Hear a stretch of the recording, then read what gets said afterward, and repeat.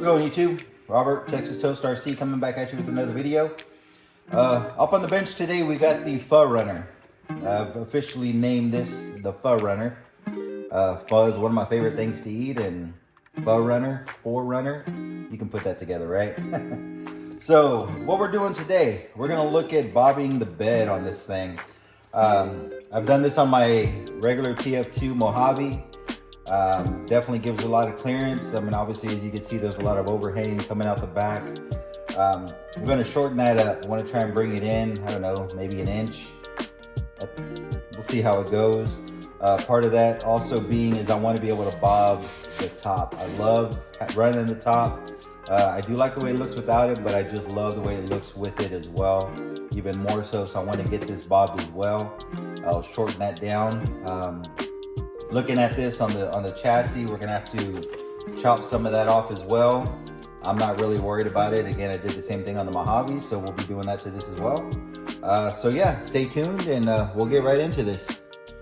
All right, guys, so here we are with the top view. Let's just kind of go over what we're gonna do. Again, we're gonna be bobbing this rear end, so let's go ahead and take this off. We're gonna do some modifications to the chassis itself. Set this aside. Pretty much what I wanna do is we got this. I want to be able to take this part of it out. Now in doing so, what I'm going to do is I want to move my box a little bit further up. With these though, however, if you can see, these are actually kind of slotted in place, so that's not going to work. I'm not going to be able to just move it further up on the chassis like I want to. At least I don't think so. No, I'm not going to. So what I'm going to do is there's actually, you have this receiver box, you have the other box here that the ESC is going in. See how it has the mounting holes? There's actually another one up here that's not really being used for anything except for bracing. I do have just a regular plain brace that I can throw in there in its place, since we're gonna take that out. And I'll go ahead and take this out. It actually has the holes here that I can use to be able to mount this a little bit further up. And then we're gonna chop this off. I wanna chop it right at the leaf spring. So let's go ahead and get that started.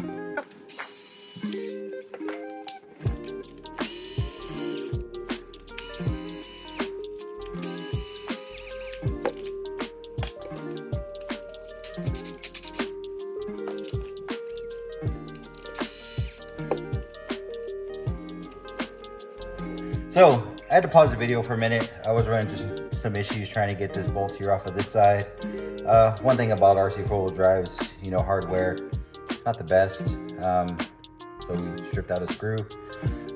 Just required more work than I really wanted to put on film. So we are gonna move forward. So pretty much what we got here so far. So took this mount here, just like the other mount here for the ESC. We're gonna use this to mount the receiver box a little bit further up. Where I was looking and wanting to do it, you have your leaf hangers right here, your rear leaf hangers. I'm going to take these last two out. We'll use a longer bolt to stick through to be able to get it in there. Hopefully this is not too long.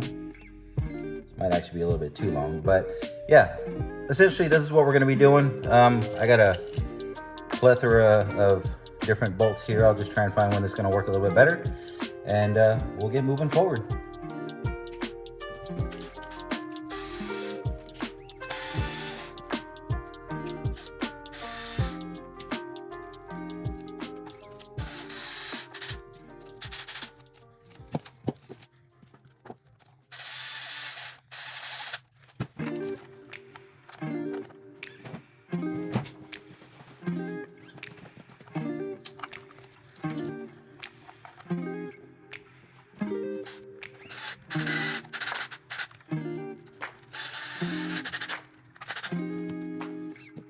So yeah, got it mounted up right where we want it.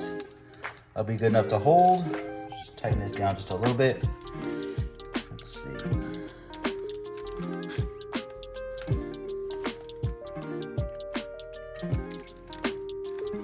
All right, so we're good to go. All right, now, like I said, where I want to cut is not all the way up against the leaf perch, obviously, the shackle perch. I'm gonna cut right here. You actually see this little indentation here where that previous bracket for the receiver box sat.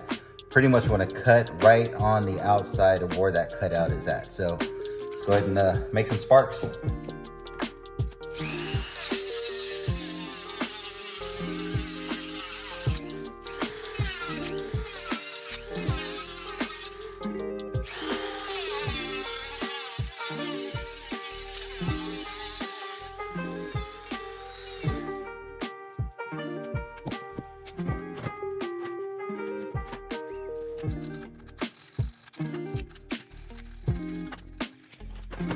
All right, guys, and we're back. So again, nice clean cuts. I don't know if you saw my video with me cutting. You guys just be careful. Sometimes these little Dremels will get away from you. So yeah, exactly what I wanted, exactly where I wanted. I mean, you can go to the extra length and actually paint that if you want. I'm more than likely not, I'm not gonna lie. So yeah, got the chassis cut. That's what we wanted. It's gonna get that nice clearance in the rear. And let's go and move on to the body. Okay guys, so we're back. So I put the body on the chassis just so that way I can get an idea of where I want to cut it. With you people that have had the 4Runner or have the 4Runner, you know, it's got the bed that can go down. The tailgate that can go down. I want to keep that functional. So I want to make sure that I'm able to keep these mounting points where the hinges are at. So looking at this, I want to put on the chassis. Here's the end of our chassis where we cut it. Here's obviously the end of that bed. So this is the section that I want to be able to cut out. So I'm going to make my mark right here on this, and then we'll tape it up just to keep it, you know, as reference, and we'll get to cutting.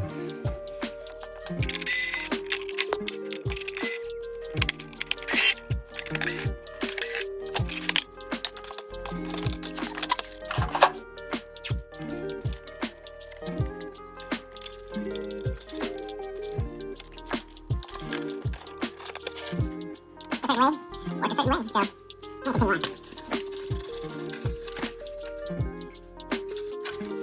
All right, guys, so two ways we could do this. The quick and easy and the way that I usually do it is with the Dremel cutting wheel. I bought one of these. This actually works really well.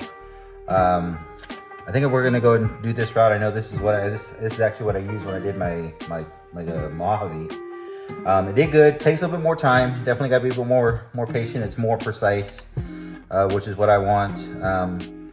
This is obviously another beater truck, but I kind of want to see if I can get this cut just a little bit cleaner than I did with the TF2. So again, real careful. Just cut. We only gotta cut one situation. Measured twice, cut once. Measured it quite a few times. I think we're gonna be good. So we'll just get into this.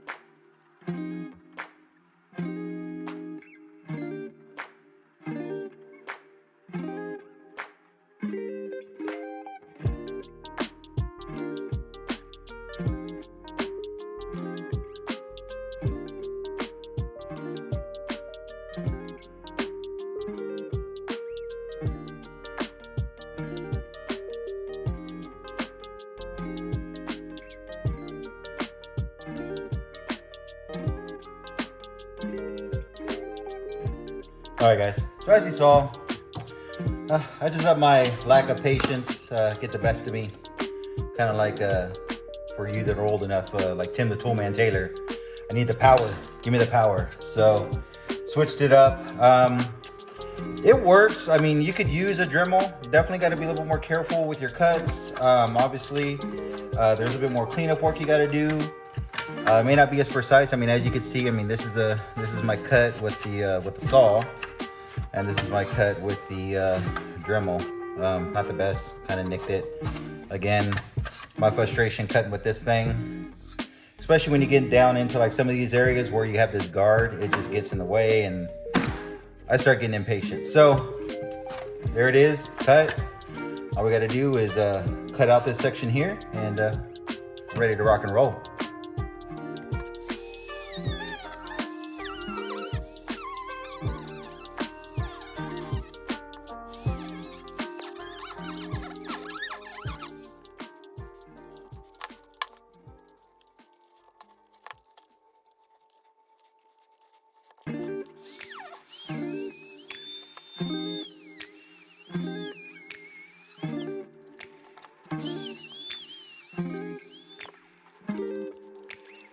All right, guys, so we're back. So that thing cut. One of the things that I was worried about that I talked about earlier, we actually were able to save. So we will have both mounting holes for the cab. So that works out. From right here, what we do next. So just gotta clean up some of this. We'll probably take a sander to it, sand it up, make it look all nice, or as nice as possible. Again, like I said with my TF2, it's one of the reasons why I kind of like my style, because if it's not perfect, it's not that big of a deal. So we're gonna try and get this to sit as flush as possible.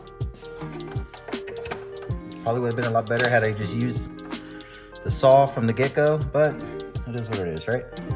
So it's a couple high points. It's kind of keeping this from marrying 100%. Yeah, it's kind of a real rough cut on the inside, but it is what it is. We'll make it work. So we change this out here.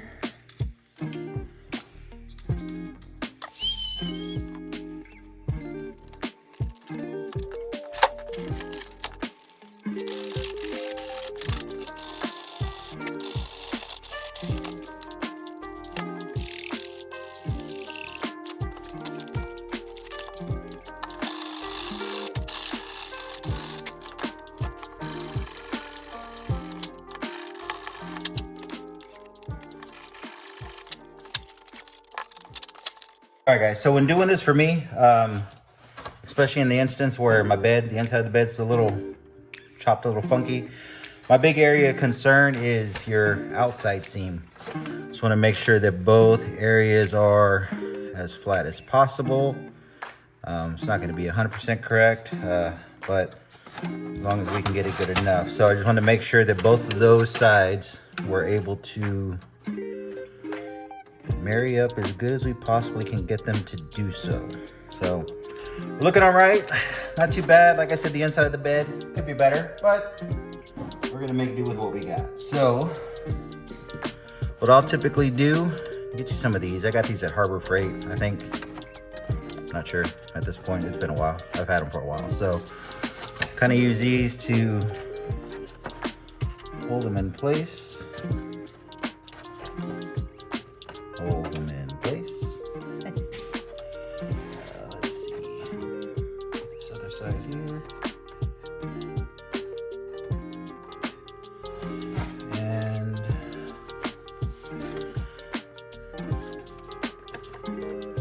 that looks to be okay. All right. Let's get to gluing this together. There's a lot of adhesives out there. People use different things. I've tried different things. I've tried this Loctite. I'll say it's garbage because it is. I use E6000. You can get this any store, Walmart, Home Depot, Lowe's, wherever you get your hardware goods. They sell it. So what I'll do is I'll just put someone here. Again, for me, I'll put enough. I don't want to do too much. Just along this seam where it's going to connect. This stuff takes a while for it to completely dry, so you got plenty of time. Don't rush and feel like you gotta get this thing on there as quick as possible. Just take your time. Get it where you need it to go. I mean, of course, we'll have some excess seeping out of the sides, but we can clean that up later. So, get you a little bit of some on that. Put this here. Get your clamps ready to go. Let's get this set. Start one side at a time. Kind of get that set where I want it. Clamp it down. You can actually kind of adjust it a little bit. It's not sitting right for me. But all right, so we got that. Let's work to get the other side lined up as close as we can.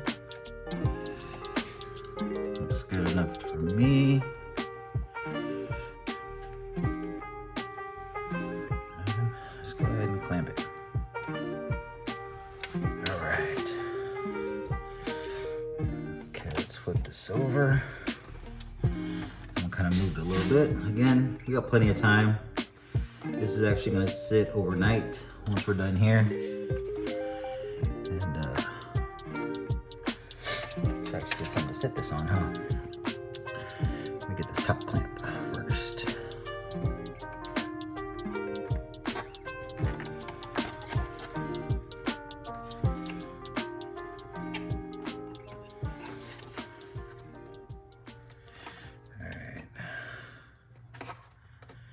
Everything lined up where I want it. Okay. Get your seams lined up as much as you can. Like I said, we got some seepage here, but it'll be all right. Looks good. So we will set this aside. And when I come back, we will check it out on the body. All right, guys. Look at that. Look at that clearance, that departure clearance. Man, that fit perfect. Exactly what I was looking for. So we're gonna have to just wait for this glue to dry, wait for it to set until I start messing with some more. Once this sets up and dries up, we'll start working on the top. So we'll be back.